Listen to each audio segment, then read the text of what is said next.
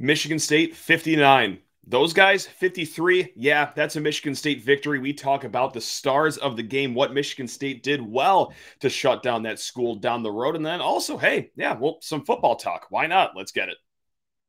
Are Locked On Spartans, your daily podcast on the Michigan State Spartans, part of the Locked On Podcast Network, your team every day.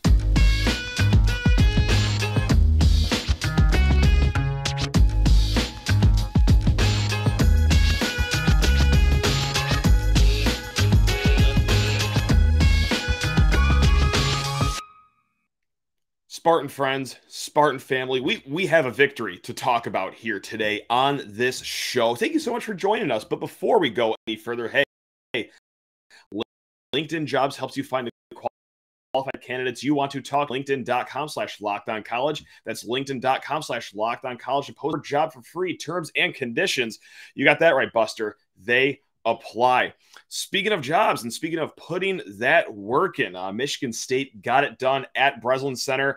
Was very fortunate to be at that game. You could probably hear it in my voice. That is already starting to crack. Less than 90 seconds into this show. My God, the next 25 minutes will be quite the roller coaster, but hey, hang with us here. We're going to talk about the stars of the game. Also, Michigan's stars to the game and what Michigan State did to limit the damage that they got done. And also, what does this mean for the rest of the season? Michigan State has this massive gauntlet coming up in basketball, and oh my God, what does that look like? And then, come on, we're going to do a show without getting you out the door with some football talk at the end? No, you'd be out of your mind if you think we wouldn't do that. But let's get into Saturday afternoon's game. Michigan State 53. Let's try that again. Michigan State 59. Michigan 53 for a Michigan State win for the 6th game in a row. And Tom Izzo said it best in his post-game press conference. That was old school Big Ten basketball, and it was ugly. It was not fun to watch. Like, if you're not a Michigan State fan, can't imagine you had a blast watching this game. That especially goes for Michigan fans, because losing a game like that, oh man, that makes it even more miserable. And if you're just a neutral bystander, well, I'm sorry if you had to waste some of your afternoon watching that, but hey, for us Michigan State fans in the house, that was desirable, because anytime you beat those guys, come on, it's a great celebration. It's a good time, but oh my goodness, 59-53. Woo-wee. Look, Michigan State did not play good at all offensively. Yes, there were some stars. We'll get to them in a little bit, but this was a defensive win. And hey, like Izzo said it himself in the press conference too, this was for Mel Tucker. And when he said that, what he meant by that is that this was a defensive battle. Mel Tucker, defensive coach. Football's a very rock-fighty game, just like this basketball game. Wasn't really hard to find context to that quote as to why Tom Izzo said that was for Mel Tucker, but that didn't stop fans from the school down the road from thinking that Tom Izzo dedicated this win to Mel Tucker because of the tunnel incident. I don't know. It didn't seem like a moment where they should take 10 seconds to look up context, but then again, they got that big football game on Monday to worry about. At least I think they do. I don't know. I got a little fuzzy on New Year's Eve, so I think they were supposed to win that game. So I think they are playing Monday. That's probably what the fans are focused on instead of looking up context to Izzo's quote about Mel Tucker here. So let's talk about the actual game that happened on the Breslin Center court on Saturday. Let's look at Michigan's big three, right? Because this is what we talked about in the preview show. They got their big three of Hunter Dickinson, Jett Howard, Kobe Buffkin. You need to try to shut off those valves as much as you can to get a win, because everywhere else is no threat, really. And that came true on Saturday. There was no other Michigan player other than the three I just named that had more than 5 points. Now, for Hunter Dickinson, look, there is no L in Hunter Dickinson, but there is one in lateral quickness, and that's why Michigan State was able to pull out that win. Exploiting him in the pick and roll game, some lazy rebounding efforts. And also, well, that's why this guy is on his second last dance at Michigan, maybe second of 3 last dances, or however many last dances he wants to have before he plays in Sioux Falls for 2 years and then goes to Lithuania for a stretch, maybe some Turkish basketball in the mix. But however you slice it, Hunter Dickinson, look, he had a fine game. No doubt about that. All jokes aside, 18 points, 7 rebounds, which honestly, like, all things considered, that's a pretty good outing from Michigan State. That is a horrendous matchup for the Michigan State Spartans. Hunter Dickinson, 7'1". He's an automatic bucket sometimes if he's really feeling himself in the paint. And Michigan State, when it comes to big men, we know how thin of a situation that can be sometimes. So to hold him to just 18 points, 7 rebounds, about his season average, yeah, you take that, especially when you can close off everything off around him. And also, too, what really helped is making him not existent in the first half as well. And that was some of Michigan State, no doubt about that. I mean, you can't just absolutely throw away their effort on defense, but also didn't think that he played all too much in the first half. I don't know what was going on there, but that's not my problem. That seems like a Michigan problem. But yeah, 18 points, 7 rebounds for Hunter Dickinson. And around him, too, another X factor to this game, which was going to be a fascinating detail in this one, is how was Michigan State going to defend Jet Howard? 6'7" or 6'8" wing player. They run a lot of their offense through the coach's son, no doubt about that. And look, he had a good start to the game. No doubt about that. He had that nice little crossover into the 3-point shot. I think it was a step back right in Malik Hall's face. Got it going early. But at the end of the day, 10 points, 3 of 8 shooting. And, anytime you can just keep the guy to 10 points, that's going to help things. And also Kobe Buffkin. Good game on paper, 15 points, but 7 of those were on free throws, 4 of 11 shooting from the floor is the key stat for Michigan State right there. To say that he had 7 of those points on free throws is not throwing shade. I mean, God, that's what Michigan State should be a lot better at, is getting to the free throw line. Another game where they really struggle at that. But, 15 points, really limited what he can do on the floor, and that's how you get to a win with just 59 points. Now, like we said, hey, it wasn't a great offensive performance, but there were some out there that are worth noting. And there was a big 3 for Michigan State in this game, too, just like there was a big 3 for Michigan as well. And maybe the biggest of the 3 is someone who Tom Izzo said that, well, we don't win that game without this player, and this player is Malik Hall. 23 minutes, 15 points, and this was a key to the game that we talked about before the weekend started is, well, how are you going to defend Jet Howard? Yeah, you can throw Hoggard on him. You can throw Akins on him. But Malik Hall played a really good amount of defense on Jet Howard. But that was the big question mark going into the game, is ever since this foot injury that he's come back from, he's only played like in the low teens of minutes. He gave Michigan State 23 minutes on Saturday. Also tweaked his ankle in the first half as well. But 15 points, great defense on Jet Howard. And that was just a senior performance there for Malik Hall. AJ Hoggard also, he's probably the 1B player of the game. I would give them both to Malik Hall and AJ Hoggard right down the middle. Split the MVP like that. He had 1 turnover today. That's the first stat we're going to start with. 1 turnover for AJ Hoggard. That is his 7th straight game with 2 or less turnovers. 15 points, 6 assists, 4 rebounds. And also, this is not on the box score at all. That moxie that he played with. Yes, that moxie that he played with. He played with some, the nasty chip on his shoulder. You wouldn't guess this kid was from Pennsylvania with how personally he took this matchup between Michigan State and Michigan. You hear it before the basketball games. You really hear it a lot before the football games of just how much this means to the in-state kids. But how about the kid from Coatesville, Pennsylvania? This game meant a lot to him. And you saw it. He was chippy. He was cocky. But you know what? When you have 15 points and 6 assists, in my book, you're allowed to be as cocky as you want to be because you back it up. Now, if you can't back it up, then different story. But our guy, AJ Hoggard, backed it up. And the last of the big 3, we'll give it to Tyson Walker here. 14 points. Yes, it took him 12 shots to get there. But once again, his defense was fantastic. I mean, Tyson Walker, one of the best perimeter defense in the Big Ten, even for his limitation in size. The guy's only maybe 6 feet tall, 6'1". He matched up pretty well on some switches with Jet Howard, who stands at 6'7", 6'8", and just his hands are so fast. He is just so disruptive. So those are the 3 stars right there. Joey Hauser, tough game for him. And Izzo said this as well, and it looked like this being at the game. I couldn't tell if I was just going crazy, but This game might have set a record for air balls in a single game, and Hauser had his, I think he had two, maybe three of 13 shooting from Hauser.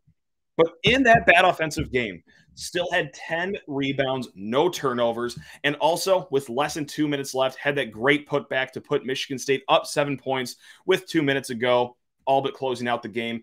Jaden Akins, 6 points, nothing crazy offensively, but hey, again, solid perimeter defense. And the solid perimeter defense that you got from Akins, Walker, Hoggard, Hall at times. Okay, that's why Michigan goes 3 of 20. Ugh, Jesus. From 3-point land. So, and of course, Izzo credited Carson Cooper, Jackson Kohler, Monty Sissoko for giving everything they could in the paint. It was a tough assignment. Look, Hunter's a good college player. No doubt about that. He's very tall. Okay. Stopping anyone that's over 7 feet tall, especially a guy in his third year of college, that much experience. That's tough. But hey, you know what? If you told me when I woke up Saturday morning that Hunter is going to have 18.7 rebounds, where do I sign? Okay, that sounds like a recipe to victory, and it was on Saturday. We will be talking about a little more about this game here and also just the future of this month because it is a crazy month ahead for Michigan State. But first, I need to talk your ear off about LinkedIn Jobs. LinkedIn Jobs, getting ahead of my skis there, excuse me. As a small business owner or hiring manager, you know that success in 2023 all depends on the team members you surround yourself with. That's why you have to check out LinkedIn Jobs. With LinkedIn Jobs, you can hire qualified candidates more efficiently by matching open roles with people who have the skills, values, and experience to help you, yes, you achieve your goals. LinkedIn Jobs helps you quickly attract qualified candidates to your open jobs with targeting tools, and they go beyond resume data by using insights from your job post, company, and their 875 million member profiles to put your post in front of the most qualified candidates. There is no doubt, no question, why small businesses rate LinkedIn Jobs #1 in delivering quality hires versus leading competitors. So what are you waiting for? LinkedIn Jobs helps you find the qualified candidates you want to talk to faster. So post your job for free. That's a nice voice crack. Post your job for free at linkedin.com/lockedoncollege. That's linkedin.com/lockedoncollege to post your job for free. Terms and conditions. That's right. They apply. And as we start the second segment here, and if you skip through that ad read, you missed one heck of a voice crack. We'll see what we got here the next 2 segments. Hopefully it's something good. But, oh, man, what a lot of fun at Breslin Center that was. Loved the touch of the rally towels, not just where the wealthy people sit in the lower bowl, but also us plebeians in the upper bowl also got a rally towel as well. So shout out to MSU marketing or whoever sets that up at Breslin Center. God, always a great time going to Breslin Center, even when you get a nice little free towel on the way out. So what does this win mean for Michigan State here? 6 wins in a row. Yeah, that's self-explanatory. It means that vibes are probably pretty good. That's great because things were looking a little kind of sort of rocky going into that non-conference slate that you had in December. You got absolutely walloped by Notre Dame. And then you just lost a bad home game to Northwestern. But yeah, okay, you're back on the right side of 6 wins in a row. And more importantly, hey, that's right, the guy we just talked about last segment, Malik Hall, is back. And he is back and clicking with this team. Just 3 games so far back from his foot injury, but 2 double-digit scoring outings in those games. Yes, he did have that one right before the Nebraska game against Buffalo. Nebraska was didn't really play a lot, but yeah, absolutely was a reason Michigan State won today. We talked about his 15 points today, but we also talked a lot about his defense. And it's not just in this game against Michigan where you saw Malik Hall's impact on defense, but also this 3 games that he's back. And let's look at Michigan State's defensive efficiency really quick, before he returned and after he returned. And defensive efficiency, for those who don't know, is the amount of points a team would allow per 100 possessions. That's right. Average is about 102, just to give you a nice footing of what we're looking at right here. So Michigan State played 8 games without Malik Hall, and 5 of those games, the adjusted defensive efficiency was above 100. That's right. Michigan State really struggled defensively without Malik Hall. And, of course, some of that, too, was without Jaden Akins. There was a handful of those games that happened in Oregon in the PK85 tournament. And the 3 that did not go above 100 were the Penn State, Brown, and Oakland games. So games before Malik Hall got back, but also, too, Brown and Oakland, not necessarily the most ferocious opponents, to say the least. But since his return, look, against Buffalo, the defensive efficiency was 94. Okay, still below 100. Against Nebraska, 87, still below 100. And then this Michigan game here, 73 on the defensive efficiency. Right now, Michigan State is 51st in the country with defensive efficiency. However, just 8th in the Big Ten. And that checks off a big box of cliche there for the Big Ten. It's always a tough, gritty conference. And okay, this is the same. Michigan State just outside the top 50 in defensive efficiency. Still not good enough to be in the upper half of the Big Ten, but it is improving with Malik Hall. And, of course, Jaden Akins' return as well since the PK 85. So hopefully this is something that Michigan State can keep building on. And because, man, they just missed the legs of Malik Hall, Jaden Akins, because those are two guys that can defend, well, the perimeter, both of them especially, but Malik Hall a little bit inside too. So welcome back, Malik Hall. Your return has just been tremendous. So thank you. Let's keep this going here. Now let's look at what this game meant for Michigan State's tournament prospects. Before the game, Joe Lunardi, you may know him, ESPN. He does the bracketology. He had Michigan State as the first 9 seed in the tournament, and that was before the win on Saturday. So it'd only go from there, maybe 8 seed. I doubt it'd be a 7 seed after that win because Michigan isn't that good of a team. They're not a resume team. That's not even me throwing shade. That's just me being completely honest, because Joe Lunardi, hey, let's talk about what it means for that school down the road too. We just beat them. We could talk about them with no shame. Joe Lunardi has Michigan as the, let's squint here. What does that note say? The 14th team out of the tournament. I don't even know if that's hosting an NIT game at this point. Yeah, so that's how far back Michigan is right now. Now, Bart Torvik, you hear us reference this website all the time here. They do all the simulations. It's very computer-based, all that fun stuff. Right now, after the win, Michigan State is a 10 seed in the tournament, and Michigan is the 25th team out of the tournament, according to Bart Torvik, which, like, oh, you just hate to see it. Oh, that makes me sick. That's great. All right. Now, why am I harping on this? Why am I harping on this in the first week of January like a crazy person? The tournament doesn't start until March. Well, okay. We got some bad news here. Kentucky just might suck. Kentucky might just not be a good team at all, actually. And how's that even possible with all the great talent they get? They are older this year. They have transfers that are experienced. They have this guy by the name of Oscar Tshiebwe, who was the National Player of the Year last year. How can Kentucky be this horrible? But yeah, as the weeks go on, that win in the Champions Classic against Kentucky doesn't have the shine that we thought it would when it's tournament time, resume building time. And so right now on the season, Michigan State just has 2 quad 1 wins. That Kentucky game, and then the Penn State game, the road win at Penn State. And they also have, unfortunately, a quad 3 loss because, oh my God, Notre Dame stinks out loud. They are horrible. So yeah, losing to them by about 80 points does not look good on the resume. But still, hey, the human in Joe Lunardi has Michigan State squarely in the tournament. Bart Torvik, a little more wonky on Michigan State. They're the 10th seed. But let's look at what is coming up for Michigan State. Tom Izzo, this is not a verbatim quote. He basically said the rest of this month is ridiculous, that he will go home Saturday. He will enjoy this win, but oh my God, not a lot of time for celebrating because the rest of the month is banana land. Not his words. Those are my words, but I'm sure you will agree with calling this banana land here because, all right, buckle up, get a pen out, take some notes if you don't already know the schedule. We're going to go through it really quick. Tuesday, away at Wisconsin. Friday, okay, away at Illinois.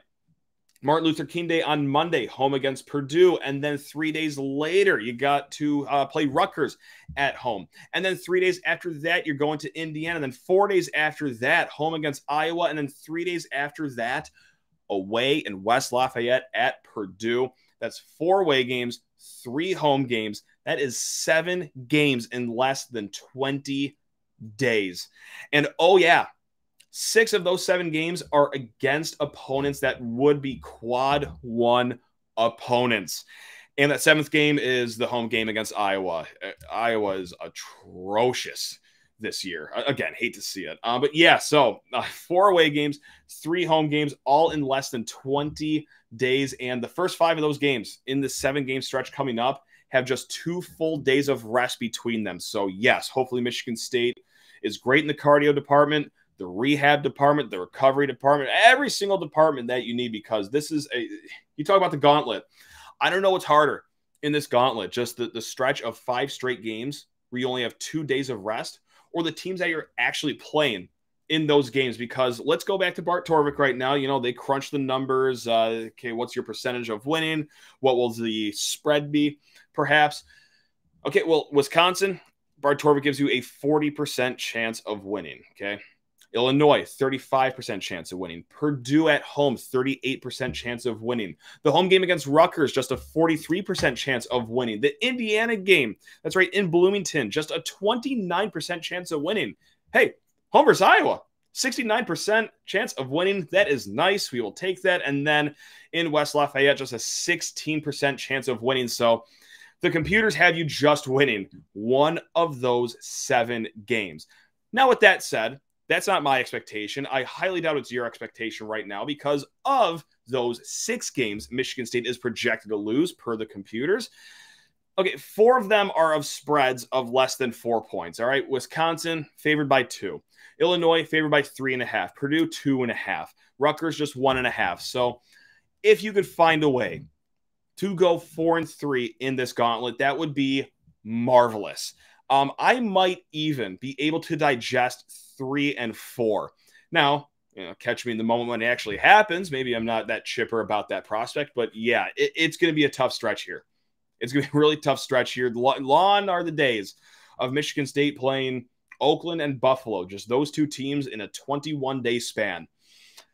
No, it's big boy time. And luckily Michigan State has been playing big boy basketball with a 6-game winning streak. So good luck, everyone. Hey, I got to say though, 7 games in 20 days, that's great for content here on Locked On Spartans. But for the legs of the players that are playing 30 minutes a night, their muscles are probably screaming right now, just looking at that schedule. So good luck, everyone, here. We're going to get just a little bit of football talk here. Out the door, we have a transfer. We also have some exciting recruiting news, all that good stuff. But first, need to talk your ear off about BetOnline. If you're listening early Sunday enjoying this win, hey, go throw a few shekels on the NFL wagering. Or also, too, hey, if you're listening on Monday, that's right, BetOnline already has the props, lines, and everything you need for Wild Card Weekend. BetOnline is your #1 source for your sports betting info, stats, news, and analysis. Get the latest odds and trends for every professional and amateur league out there. That's right, nailed it. From pro football to college bowl season. Oh, that's right, the last game left in college bowl season. I'm sure it's Georgia versus Michigan. Again, very fuzzy New Year's Eve. I can't imagine TCU won that game. But if they did, hypothetically, go wager a few shekels on them. Go with the Horned Frogs if you're feeling that good. And do it all at betonline.net. And if you love sports podcasts, which I would fetch a guess that you do if you're listening to this right now, they got more of those at BetOnline as well. They are always the fastest and easiest way to get in on all of your sports betting action. So what are you waiting for? Head to the website today. Use your mobile device. Learn more about the trends and action that is at BetOnline, where the game starts. And let's talk that football here for the third segment here. And this was not news that I really expected. Maybe I shouldn't be as surprised as I am, but Jeff Pietrowski, that's right, defensive end, hits the transfer portal.